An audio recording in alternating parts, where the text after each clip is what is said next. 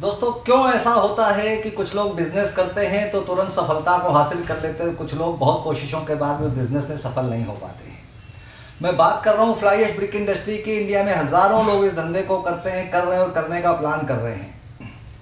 लेकिन अगर आप देखो तो इसमें बहुत सारे लोग अभी भी स्ट्रगल कर रहे हैं। और स्ट्रगल करने का क्या कारण है? उनके पास मशीन भी है, उनके पास रॉ मटेरियल भी है, उन्होंने भी वही काम करके रखा है जो सब लोग कर रहे हैं। लेकिन एक आदमी दिनों दिन सफल होता जाता है और दूसरा आदमी असफल हो जाता है, या अभी तक उसको सफलता नहीं मिल रही है। तो दोस्तों, किसी भी बिजनेस को करने के लिए उस बिजनेस के कुछ आधारभूत सिद्धांत होते हैं, कुछ बेसिक प्रिंसिपल होते हैं। जब तक उन बेसिक प्रिंसिपल को हम नहीं समझते तब तक किसी भी धंधे को करना मुश्किल होता है, चाहे वो फ्लाई ऐश ब्रिक का धंधा हो या किसी भी किस्म का धंधा हो, चाहे वो सब्जी भाजी बेचने का भी धंधा हो। जब तक हमें उस बिज़नेस के प्रिंसिपल्स पता ना हो कि वो बिज़नेस कैसे चलता है, उस बिज़नेस में कैसे सफलता पाई जाती है, तब तक किसी भी बिज़नेस में सफलता पाना थोड़ा दुर्गम होता है। तो दोस्तों, आज हम लोग इसी टॉपिक पे चर्चा करने के लिए आए हुए हैं। मैं हूं धर्मेंद्र जेटली, आपका दोस्त। स्किल से दूर होगी मुश्किल, जो हम लोगों ने विशाल खबर के माध्यम से प्रोग्राम चलाया है, उसी के तहत ये तीसरा एपिसोड मैं आप लोगों के सामने आज भी आया हूँ फ्लाई ऐश ब्रिक की बात करने के लिए। लेकिन आज फ्लाई ऐश की बात करेंगे कुछ दूसरे तरीके से, कुछ बेसिक सिद्धांतों के साथ में। मुझे रोज़ फ़ोन आते हैं, बहुत सारे लोग मेरे से पूछते हैं ब्रिक की कैलकुलेशन कैसे की जाती है, ब्रिक कैसे बनाया जाता है। तो दोस्तों, ब्रिक कैसे बनाया जाता है, इसके लिए पहले आपको समझना होगा कि कंक्रीट के ग्रेड्स क्या होते हैं। क्योंकि अगर आप कंक्रीट के ग्रेड को नहीं समझेंगे तो ब्रिक को बनाने के लिए भी आप नहीं समझ सकेंगे। देखिए, मैंने आज ये बड़ी मेहनत की है, मैंने आपके लिए ये वाइट बोर्ड लगाया हुआ है। कोई 2-3 घंटे से कैमरे की सेटिंग में आप लोगों को समझाने के लिए लगा हुआ हूँ। तो मैंने आज एक टॉपिक पकड़ा है। सबसे पहले आपसे हम बात करेंगे कंक्रीट के ग्रेड्स की। तो कंक्रीट के ग्रेड्स की बात क्यों करना है? क्योंकि जब आप ब्रिक बनाते हो तो नॉर्मली ब्रिक की स्ट्रेंथ को लेकर ही चर्चा होती है। आप किसी भी डिपार्टमेंट में या किसी प्राइवेट सेक्टर में आप बेचने को जाओगे तो आदमी पूछता है आपके ब्रिक की स्ट्रेंथ कितनी है। नॉर्मली मैं अभी फ्लाई ऐश ब्रिक की बात कर रहा हूं, तो फ्लाई ऐश ब्रिक की जो डिज़ायर्ड स्ट्रेंथ होती है वो या तो 7.5 MPa या 10 MPa ऐसे मांगी जाती है। यानी कि आपका ब्रिक 7.5 MPa का मतलब 75 kg पर सेंटीमीटर स्क्वायर उसकी स्ट्रेंथ होनी चाहिए, 100 kg पर सेंटीमीटर स्क्वायर होनी चाहिए। तो दोस्तों, हम कैसे पता करें कि हमें जो ब्रिक बनानी है वो 28 दिन के बाद में या 14 दिन के बाद में या 7 दिन के बाद में उसकी स्ट्रेंथ क्या होगी? तो दोस्तों, कंक्रीट के कुछ स्टैंडर्ड्स होते हैं, उसी के लिए मैंने आज एक चार्ट प्रिपेयर किया है आप लोगों के लिए। आप देखिए, मैंने लिखा है ग्रेड्स ऑफ कंक्रीट। अब ग्रेड्स ऑफ कंक्रीट में आप देखिए M5 होता है, M7.5 होता है, M10 होता है, M15 होता है, M20 होता है, M25 होता है और इसके ऊपर भी होते हैं M30, M35। उसके डिज़ाइन मिक्स होते हैं। तो नॉर्मली अब दोस्तों, ये M5 का मतलब क्या है?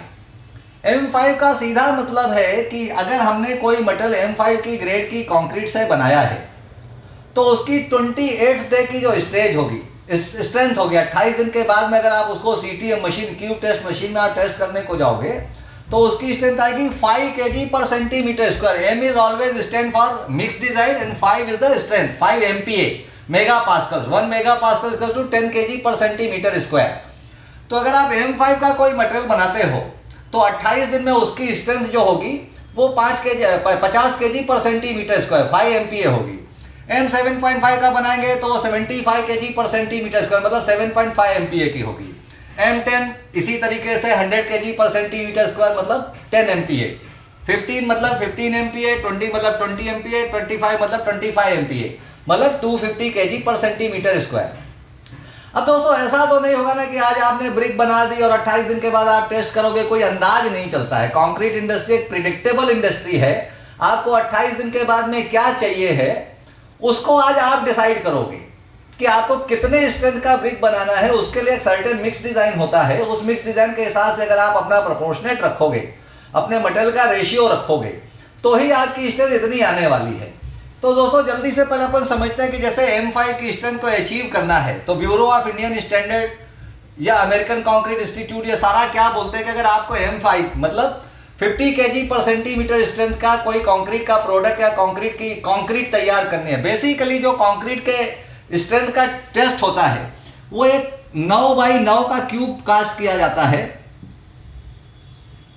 इस तरीके से एक ऐसा क्यूब बनाया जाता है जो 9 इंच ऐसा हो, 9 इंच ऐसा हो और 9 इंच ऐसा हो, मतलब जिसकी लेंथ विड्थ हाइट, एक क्यूब ऑब्जेक्ट उसी को बोलते हैं जिसकी लेंथ विड्थ और हाइट बराबर होती है।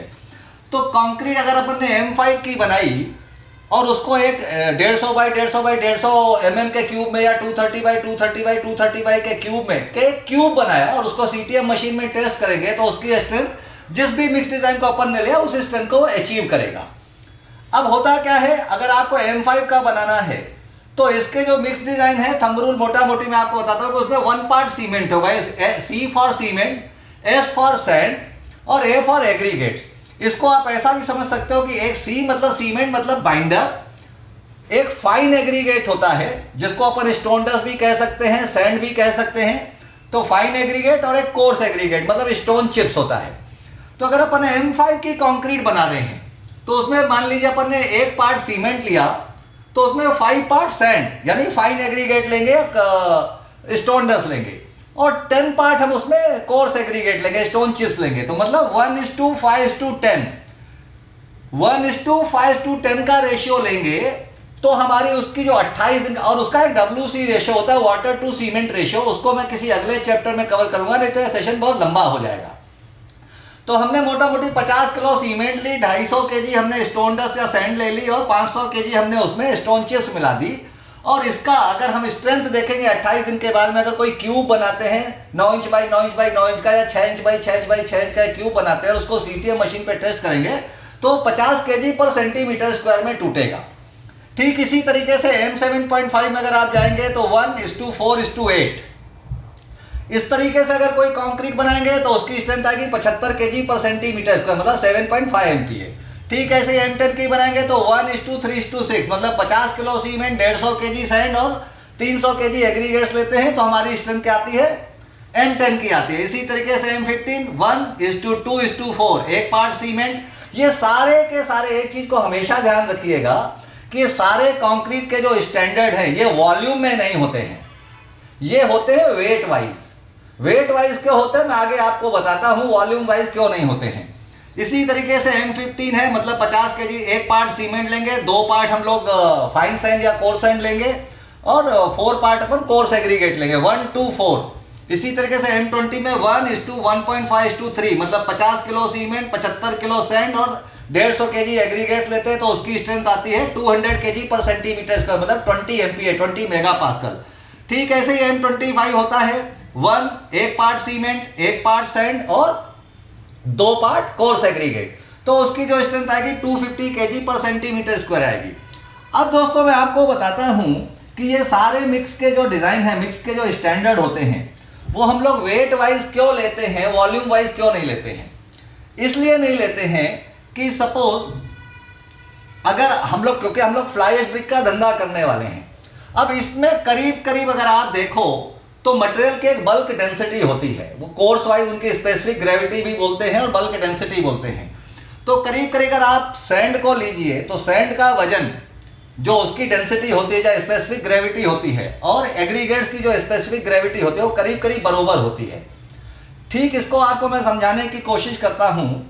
डेंसिटी का फंडा मैंने आपको लास्ट टाइम भी समझाया था, इस बार फिर से क्लियर करता हूँ ताकि आपको अच्छे से क्लियर हो जाए। अगर आप 1 लीटर लेते हो उसमें आप पानी भरते हो, या लीटर नहीं लेते तो मैं आपको एक क्यूब ही बना देता हूँ। आप एक क्यूब लेते हो जिसकी चौड़ाई 1 फीट है, जिसकी ऊंचाई 1 फीट है और जिसकी लंबाई भी 1 फीट है।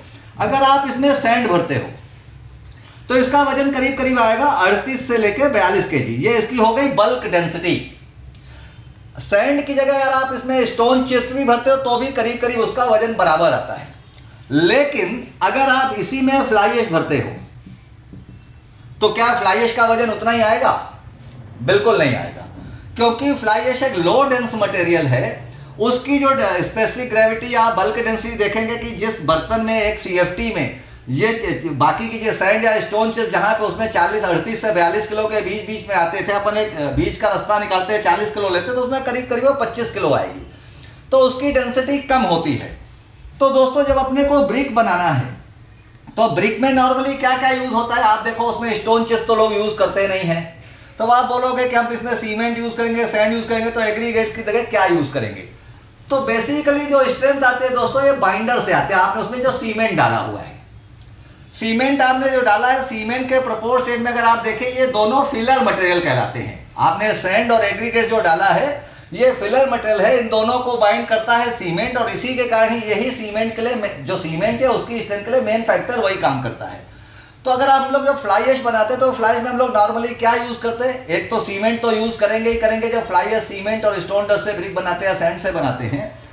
अब उसमें हम एग्रीगेट नहीं यूज़ करते हैं, हालांकि कुछ लोग एग्रीगेट्स यूज़ करते हैं, लेकिन हम लोग नॉर्मली 99% लोग एग्रीगेट्स को यूज़ नहीं करते हैं और करना भी नहीं चाहिए। उससे ईंटे का वजन बहुत बढ़ता है और कंप्रेशन में भी दिक्कत होती है, पूरी तरीके से कंप्रेस नहीं हो पाता है। तो जब हम फ्लाई ऐश से ईंटा बनाते हैं और हमको M5 ग्रेड मतलब 5 MPa का ईंटा बनाना है।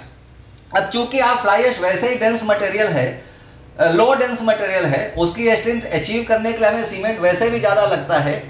तो अगर एक मिसाल के तौर पे मैं आपको बताता हूँ जो आपको बिजनेस में काफ़ी काम आने वाला है, इससे काफ़ी हेल्प मिलेगी, कि ये 5 और ये 10 जो M5 की ग्रेड में बोला 1:5:10, मतलब अगर आप देखो तो सीमेंट के कंपैरिजन में ये दो चीज़ें 15 पार्ट आते हैं, मतलब 1:15। तो अगर आपने 50 किलो सीमेंट और 750 kg फ्लाई ऐश और स्टोन डस्ट का मिक्सचर लिया है तो वो आपकी ब्रिक करीब करीब 5 MPa की बनेगी। ठीक इसी तरीके से अगर आप M7.5 का ब्रिक बनाना चाहते हो तो 1:4:8, तो यहाँ पे आप 1:12 का रेशियो ले लीजिए। अगर आपका रेशियो 1:12 का है, मतलब फ्लाई ऐश और स्टोन डस्ट या सैंड को मिक्स करके आपने 50 किलो सीमेंट के साथ में उसका जो रेशियो रखा हुआ है, मतलब आपने 50 किलो सीमेंट ली और 650 kg आपने स्टोन डस्ट और फ्लाई ऐश दोनों को मिक्स करके लिया हुआ, तो इसकी स्ट्रेंथ करीब करीब आपकी आएगी 7.5 MPa। ठीक इसी तरीके से अगर आप 10 MP यानी 100 kg पर सेंटीमीटर स्क्वायर का ईंटा बनाना चाहते हैं तो 1:9 आएगा, मतलब 1:3:6 होता है, तो 3 और प्लस 6 कर दिया तो 9 हो गया। तो 50 किलो सीमेंट के साथ में 450 kg अगर हम बाकी का मटेरियल डालते हैं तो उसकी स्ट्रेंथ आप करीब करीब आप पाओगे कि उसकी जो स्ट्रेंथ आएगी वो 10 MPa के आसपास आएगी। होता क्या है लोग दोस्तों कि जब ब्रिक बनाते हैं तो बोलते हैं हमारे ब्रिक में स्ट्रेंथ नहीं आ रही है। तो स्ट्रेंथ नहीं आ रही है ऐसा तो संभव ही नहीं है। स्ट्रेंथ कितनी आ रही है ये कर, अगर आपने उसमें सीमेंट 1 किलो भी डाली है तो भले उसकी स्ट्रेंथ 1 MPa आए या 1 kg पर सेंटीमीटर, अगर आपने सीमेंट डाला है तो उसकी स्ट्रेंथ आएगी। स्ट्रेंथ नहीं आ रही है ऐसा कुछ भी कहना बिल्कुल भी वाजिब नहीं है। तो स्ट्रेंथ तो आती है, लेकिन आप जब भी आप चेक करें, आप किसी डिपार्टमेंट में ब्रिक दे रहे हो और आपकी ब्रिक स्ट्रेंथ को लेके फेल होती है तो आप वहाँ पे चेक करो कि कितनी स्ट्रेंथ आ रही है। मान लीजिए उस डिपार्टमेंट में आपको जो ब्रिक देनी थी उस ब्रिक की रिक्वायर्ड स्ट्रेंथ थी 10 MPa की, यानी 100 kg पर सेंटीमीटर स्क्वायर की। तो आप सबसे पहले अपने आप सीमेंट वाले को कंप्लेंट मत करो, आप डस्ट वाले को कंप्लेंट मत करो, आप मशीन वाले को कंप्लेंट मत करो। सबसे पहले आप चेक करो कि आपने उसमें कितनी सीमेंट के साथ में कितने सारा बाकी का मटेरियल डाला हुआ है। क्योंकि अगर आपने मान लीजिए आपने मिक्स डिज़ाइन तो रखा है 1:15 का, जिसकी स्ट्रेंथ आने वाली थी 5 MPa, और आप एक्सपेक्ट कर रहे हो कि आपकी स्ट्रेंथ M10 आएगी, तो नहीं आएगी। तो सबसे पहले आप ये चेक करो कि आपको किस स्ट्रेंथ का ईंट चाहिए है, उसका मिक्स डिज़ाइन आप फॉलो करो। इस मिक्स डिज़ाइन को फॉलो करने के बाद आप काफ़ी हद तक आपके ब्रिक की स्ट्रेंथ, आप जो स्ट्रेंथ चाहते हो वो आएगी। दूसरा दोस्तों, फ्लाई ऐश जैसा कि मैंने पहले आपको बताया कि लो डेंस मटेरियल है, इसकी डेंसिटी बहुत कम होती है, बहुत हल्का होता है। तो इसकी स्ट्रेंथ को गेन करने के लिए फ्लाई ऐश ब्रिक बनाने के लिए तीन चीज़ों पे काम होता है। पहला तो उसमें बाइंडर जो आपका है वो अच्छी क्वालिटी का होना ही चाहिए, जैसे सीमेंट है तो सीमेंट तो आपको डालना ही डालना है। दूसरा, आप फ्लाई ऐश जो डाल रहे हो, फ्लाई ऐश और स्टोन डस्ट, इसका प्रोपोर्शनेट आप कितना रख रहे हो। अगर आप फ्लाई ऐश ज़्यादा डालोगे तो आपको स्ट्रेंथ को अचीव, अगर आपकी स्ट्रेंथ नहीं आ रही तो आप मान के चले या तो आपको फ्लाई ऐश को कम करना है या सीमेंट को बढ़ाना है, दूसरा कोई रास्ता नहीं है। क्योंकि फ्लाई ऐश जितनी ज़्यादा आप करते जाएंगे उतनी आपकी स्ट्रेंथ कम होती जाएगी अगर आपने सीमेंट को नहीं बढ़ाया है। और अगर आप सीमेंट को कांस्टेंट भी रखते हो और फ्लाई ऐश को कम करके और स्टोन डस्ट को बढ़ाते हो तो हो सकता है आपकी स्ट्रेंथ इंक्रीज हो। लेकिन उसका एक एडवर्स इफेक्ट ये होगा कि आप स्टोन डस्ट बढ़ाओगे तो स्टोन डस्ट एक फ्लाई ऐश की तुलना में हाई डेंस मटेरियल है, तो आपके ब्रिक का वजन बढ़ेगा। अब चूंकि आजकल सारी जो बिल्डिंग्स बनती हैं वो हाई राइज बिल्डिंग होती है और उस पर लाइट वेट ब्रिक का ही कंसेप्ट है। और लाइट वेट ब्रिक बनाने के लिए आपके ब्रिक में फ्लाई ऐश का परसेंटेज एक अप्रोप्रिएट मात्रा में होना ही चाहिए। तो 50, मैं आपको मोटा मोटी बताऊँ, अगर आप 50% फ्लाई ऐश डाल रहे हो, मतलब मान लीजिए आप, मैं अभी आगे इसके बाद में नेक्स्ट सेक्शन में आपको मैं बताऊंगा कि आपको कैसे फ्लाई ऐश ब्रिक का कंपोजिशन करना है। तो पहला तो ये होगा कि आपको ये चेक करना है कि आपने मिक्स डिज़ाइन क्या रखा है। अब हो सकता है इस मिक्स डिज़ाइन में मान लीजिए आप एक 10 MPa की ब्रिक का पकड़ लीजिए जिसका आपने रेशियो 1:9 रखा है, मतलब आपने 500 kg का बैच बनाया है जिसमें आपने 50 किलो सीमेंट डाली है और बाकी का फ्लाई ऐश और स्टोन डस्ट को मिला के, मतलब 225 किलो आपने स्टोन डस्ट डाल दी 50% और बाकी का आपने उसमें स्टोन डस्ट डाल दिया और फ्लाई ऐश डाल दिया 450 किलो, मतलब आपने फ्लाई ऐश और स्टोन डस्ट को मिक्स करके डाल दिया, 50 किलो सीमेंट डाल दिया। और आपके पास में जो मशीन है उसमें उसकी स्ट्रेंथ हो सकता है M7.5 आ रही है और एक दूसरा आदमी वो सेम मिक्सचर तैयार कर रहा है, उसकी स्ट्रेंथ 10 MPa आती है। फिर आप बोलोगे सर हमने भी तो इसमें 450 kg माल के पीछे 50 किलो सीमेंट डाला था, हमने भी उतनी ही फ्लाई ऐश डाली, हमने भी उतनी स्टोन डस्ट डाली, हमने भी उतना सीमेंट डाला, हमने भी उतना पानी डाला, लेकिन हमारी ब्रिक की जो स्ट्रेंथ है वो 10 MPa नहीं आई, वो तो 7.5 MPa भी बड़ी मुश्किल से आई। लेकिन एक हमारे बगल में जो दूसरा आदमी ब्रिक बनाता है वो इतना ही कुछ डालता है और उसकी स्ट्रेंथ भी हमसे ज़्यादा आती है। यहाँ पे ये स्ट्रेंथ उसकी ज़्यादा क्यों आती है, ये चीज़ आपको तब समझ आएगी दोस्तों कि मशीन के ऊपर भी फर्क पड़ता है। एक बंदे ने हाई कंप्रेशन की मशीन लेके रखी है, क्योंकि फ्लाई ऐश ब्रिक के धंधे में मशीन का बहुत बड़ा रोल है। मैं आपको फिर दोहरा दूं, फ्लाई ऐश ब्रिक के धंधे में मशीन का बहुत बड़ा रोल है और फ्लाई ऐश ब्रिक को काम करने के लिए आपको हाई कंप्रेशन चाहिए। वो हाई कंप्रेशन की मशीन दो तरीके के बनती है। एक तो सिंपली हाइड्रोलिक प्रेस की मशीन होती है जिसमें सिर्फ हाइड्रोलिक एक सिलेंडर होता है जो ऊपर से आता है। इन मशीनों की कैपेसिटी टन्स में होती है। किसी का आप मशीन खरीदने जाते हो तो आपको सप्लायर बताता होगा मेरी मशीन 50 टन की है, 100 टन की है, 200 टन की है, 300 टन की है। तो उसका टन कितने प्रेस का है और कितने ब्रिक वो निकालता है। सपोज 100 टन की मशीन आपने ली है, कितने ब्रिक निकाले तो और आपके पास भी 10 ब्रिक निकालने की एक मशीन है, उसका प्रेस 50 टन का है और एक आदमी के पास में 10 ब्रिक निकालने की मशीन है, उसका प्रेस 100 टन का है।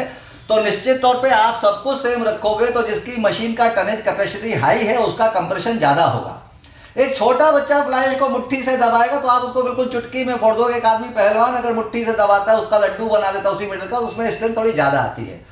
तो ब्रिक कंप्रेस्ड हो, जितनी ज़्यादा कंप्रेस होगी उसकी डेंसिटी उतनी ज़्यादा इंक्रीज हो जाएगी। तो हाई डेंसिफाइड ब्रिक बनाने का फ़ायदा यह भी है, जब मशीन आपकी अच्छी होती है और हाईली डेंसिफाइड कॉम्पैक्शन होता है तो उसमें आपका बाइंडर, मतलब सीमेंट, कम सीमेंट में भी आपकी ईंट जो है वो ज़्यादा मजबूत बन जाती है। इसका उल्टा भी इतना सच है कि अगर आपकी लो कंप्रेशन की मशीन है, उसका प्रेशर बहुत कम है, तो आप ज़्यादा सीमेंट डालने के बाद भी आप उस स्ट्रेंथ को अचीव नहीं करते हो। तो इस चीज़ को हमेशा ध्यान रखिए जब भी आप मशीन खरीदने को जाएं, क्योंकि बहुत से लोग सोचते हैं 50,000 में मशीन ले आए, 1 लाख में मशीन ले आए, 2 लाख में मशीन ले आए, 5 लाख में मशीन ले आए। बिल्कुल मशीन का काम शेप देने का है। आप 50,000 की मशीन से भी 943 का ईटा निकाल लोगे, 25 लाख की मशीन में भी निकाल लोगे, 5 करोड़ की मशीन में भी निकाल लोगे, लेकिन उसी ब्रिक में अच्छी स्ट्रेंथ आएगी, उसी ब्रिक में ज़्यादा स्ट्रेंथ आएगी जिस मशीन में कंप्रेशन ज़्यादा होगा। तो हाई कंप्रेशन की मशीन ही लेना है। मशीनें हाइड्रोलिक प्रेशर की भी आती है और वाइब्रो हाइड्रो कंप्रेशन में भी आती हैं। दोनों टाइप की मशीन है। लेकिन आपको मैं बता दूं कि आपको मशीन में कभी भी छोटी मशीन, मैनुअल मशीन में आप जाओगे तो आपका सीमेंट का खर्चा ज़्यादा लगने वाला है। तो बहुत सारे लोग जो प्लान करते हैं कि हम 50,000 की, 1 लाख की, 2 लाख की मशीन लेके आएँ, तो आप लेना चाहते हैं बिल्कुल लीजिए, कोई आपको मना करने वाला नहीं है। लेकिन आप इस चीज़ को ध्यान में रखिएगा कि जिस मशीन में कंप्रेशन कम होगा, जिसका हाइड्रोलिक सिस्टम कम कैपेसिटी का होगा, जिसका कंप्रेशन कम होगा, उसमें आपको सीमेंट ज़्यादा लगने वाला है। और उसमें आप, क्योंकि सीमेंट ही सबसे, इन तीनों में अगर आप देखें, सीमेंट, सैंड और एग्रीगेट, या सीमेंट, सैंड और फ्लाई ऐश, जो आप जिससे ब्रिक बनाने वाले हो, उसमें सबसे महंगा कंपोनेंट है सीमेंट। और सीमेंट ही बचा के आप इस धंधे को सर्वाइव कर सकते हो, क्योंकि जो फ्लाई ऐश ब्रिक का बिजनेस है वो बहुत मार्जिनल धंधे पे चलता है। 50 पैसे, 1 रुपये का काम है। 1 रुपया तो अब इस ब्रिक में, इंडस्ट्री में कमाना सपने जैसा है। 50 पैसा 60 पैसा का कमाने का धंधा और वॉल्यूम का काम है। आप जितना ज़्यादा ब्रिक बनाते हो तो 50 पैसा 60 पैसा ही इसमें बचता है। लेकिन अगर आप लो कंप्रेशन की मशीन खरीदते हो तो उसमें क्या होता है, आपका सीमेंट ज़्यादा लगता है तो आप मार्केट में कंपटीशन से बाहर हो जाते हो। तो आप ध्यान से इस चीज़ को, पहले तो आपको मैंने क्या बताया कि पहले तो आपको जिस स्ट्रेंथ का ब्रिक चाहिए, पहले उस स्ट्रेंथ का मिक्स डिजाइन पहले आप चूज करो। ये चार्ट है, आप चाहो तो स्क्रीनशॉट ले सकते हो, गूगल भी करके देखोगे तो ये चीज़ें आपको मिल जाएंगी। और उसके बाद में ब्रिक बनाने के पहले मार्केट में दो स्टैंडर्ड है, 7.5 MPa और 10 MPa। ये दो ही स्ट्रेंथ की, मतलब 75 kg पर सेंटीमीटर स्क्वायर और 100 kg पर सेंटीमीटर स्क्वायर की ब्रिक ही चलती है। तो पहले इसमें से तो आप ये चूज करो कि आपकी ब्रिक की जो स्ट्रेंथ है इसमें से किस मिक्स डिजाइन को चूज करके आ रही है। दूसरा, मशीन का सिलेक्शन करें। और शुरुआत में मशीन खरीदने के साथ ही आप शुरू में खूब सारे ईंटें मत बना दें। आप 1000-2000 ईंटें बनाइए अलग अलग मिक्स डिजाइन से, जैसा मैंने आपको यहाँ पे दिया हुआ है। उसको प्रॉपरली क्यूरिंग करके और उसको CTM मशीन में आप टेस्ट करिए। तो दोस्तों, ये थे कंक्रीट के मिक्स डिजाइन जो किसी भी ब्रिक इंडस्ट्री को या किसी भी कंक्रीट प्रोडक्ट को बनाने के पहले इसको जानना बहुत ज़रूरी होता है। इसीलिए मैंने आपके सामने ये आज इस कंक्रीट के मिक्स डिजाइन को पहले समझाने की कोशिश की। तो अब आप ये आपने देख लिया, इसका स्क्रीनशॉट ले लीजिए। अब मैं आपको समझाता हूँ कि फ्लाई ऐश ब्रिक का कॉस्ट कैलकुलेशन कैसे निकाला जाता है।